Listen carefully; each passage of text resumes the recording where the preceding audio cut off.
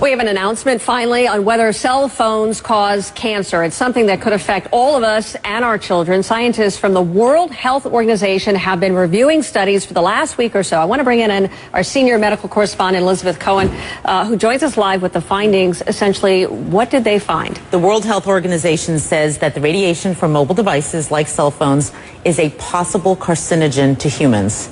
This is a very big deal because you and I have done segments about this before. Sure. It has gone back and forth. And this is really the first time that a large group, and it doesn't get any more sort of prestigious in many ways than the WHO, to say that it's a possible carcinogen.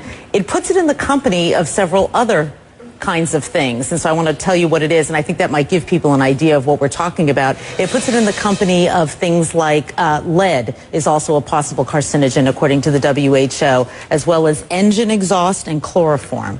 So that sort of gives you an idea of the kind of risk that we're talking about so here. I can't help but ask, I mean, should we be alarmed? Should we be freaking out over this information? You know what? I really hope that people who are listening to me are not freaked out.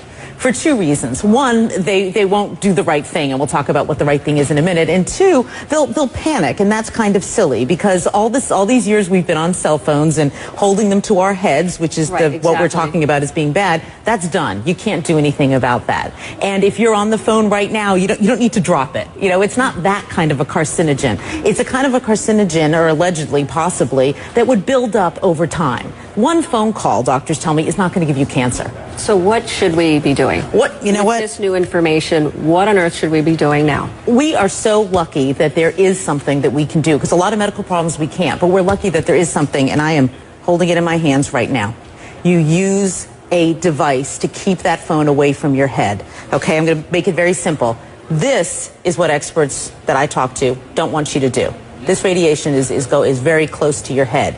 The minute that you put one of these in, you can hold the phone at a distance. At this distance, that radiation is dissipating. It's not going to affect you very much, if at all. Hold it away from your head, which means using a wired piece like this or a Bluetooth, or put it on speakerphone. Keep it away from your head. That's the bottom line, and it's really easy to do. I mean, I can count on one hand the number of times in the past year that I have spoken on the phone like this. I just don't do it. I'm going to change my habits.